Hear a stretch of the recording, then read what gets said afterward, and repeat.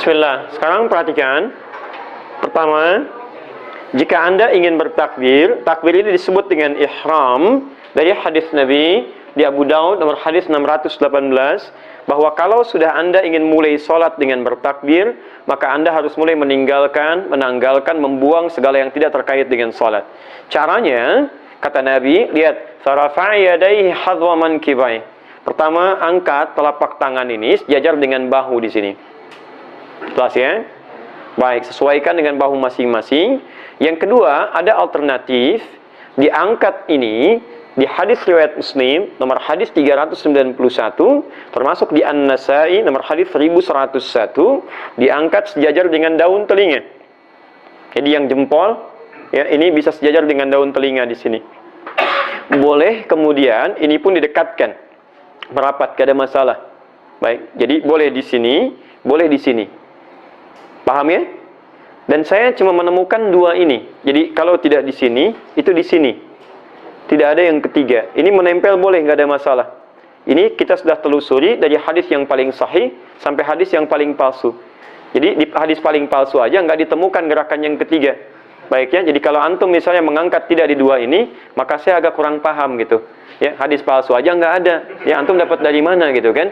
Baik, jadi cuma di sini dengan di sini. Paham sampai sini? Baik, silakan perhatikan, lihat kalimatnya. Fakabbir rafa'a yadayhi, angkat. Baik, fokus, buang urusan dunia ke belakang. Jadi kalau Anda sudah mau bertakbir dalam sholat, sudah dunia nggak usah dibawa, buang. Nggak usah bawa. Mau Anda di sini, mau Anda di sini, sudah. Jangan dibawa, pasrahkan kepada Allah, buang urusan dunia ke belakang. Paham sampai sini? Jadi ketika Anda mengangkat seperti ini bukan gerakan hampa makna. Awas, ini kitabnya agak susah dicarinya ini. Hanya ada di kitab-kitab yang terpisah-pisah. Ada Asrarus Shalah, ada Nazarat fi Ma'anis Shalah. Sebagian diterjemahkan, tapi sebagian belum banyak terjemahannya. Tidak mudah menemukan makna-makna ini. Dan jarang dibahas. Ya, jadi ketika Anda mengangkat, bertakbir, kenapa disebut ihram? Karena ketika Anda mulai mengangkat, Anda membuang segala hal yang tidak terkait dengan sholat. Buang, pasrahkan pada Allah. Paham sampai sini? Baik. Yang jadi masalah, Ustaz, saya pengen buang, tapi dunianya nggak mau dibuang. Ya, jadi begitu saya mau sholat, saya ingin tinggalkan semuanya, saya hilangkan. Tapi dia nggak mau pergi. Apa solusinya? Maka Anda coba support, dorong, motivasi, kuatkan itu semua dengan mengucapkan. Di hadis riwayat Abu Daud, nomor hadis 857. Fayaqulu, maka kuatkan dengan ucapan kita. Allahu Akbar. Allahu Akbar. Maka, ketika Anda mulai mengangkat tangan, kemudian Anda mencoba meninggalkan segala yang tidak terkait dengan sholat, kadang-kadang sudah melakukan itu, maka bantu lisan Anda. Dengan lisan Anda, Anda ucapkan Allahu Akbar. Karena itu nanti kalimat ini nggak bisa diganti oleh kalimat yang lainnya. Allahu Akbar. Apa artinya Akbar? Ingat, jangan mengarang. Kalau tidak tahu, katakan. Baik. Apa artinya Akbar? Maha besar. Baik. Apa yang dimaksud dengan maha besar di sini? Saya mau tunjukkan dulu sebentar, supaya kita paham betul maksudnya kemana, gitu kan? Lihat sini. Ya, ini akar katanya dari kata kabura, kabir, kabir. Apa artinya kabir? Besar. Masya Allah. Bukan hanya besar ya. Kabir itu bisa berarti ya besar, agung, penting, prioritas, penuh dengan prioritas. Ya, ini bisa disebut kabir. Masjid kabir, masjidnya besar.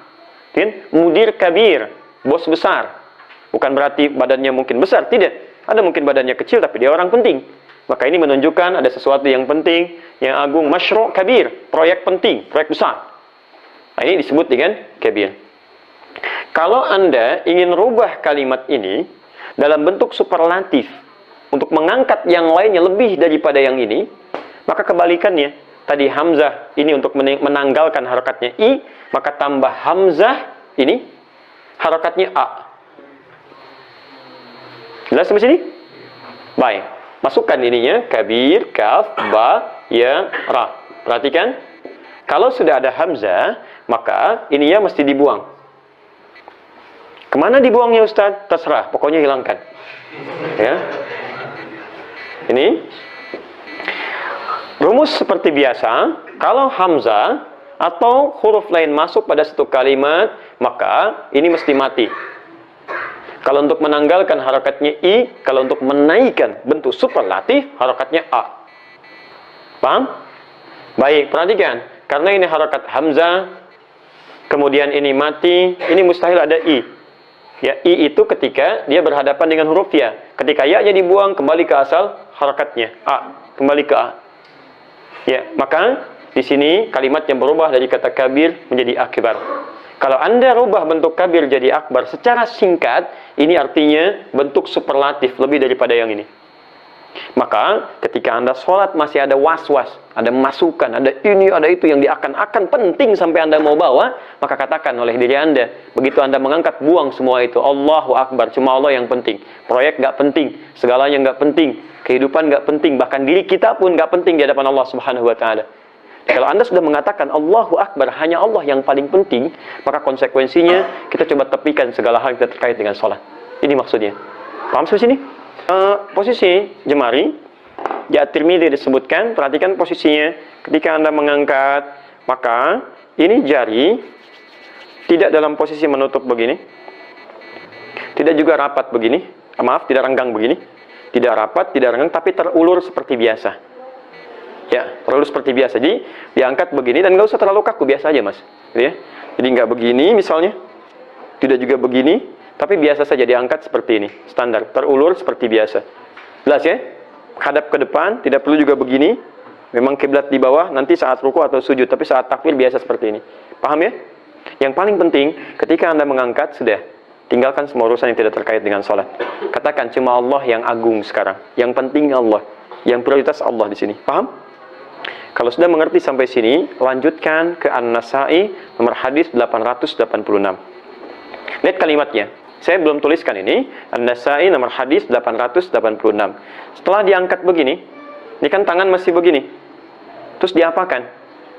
Fawadha'a yadahu al-yumna 'ala al-yusra. Fawadha'a. Ingat pakai fa di sini. Fa.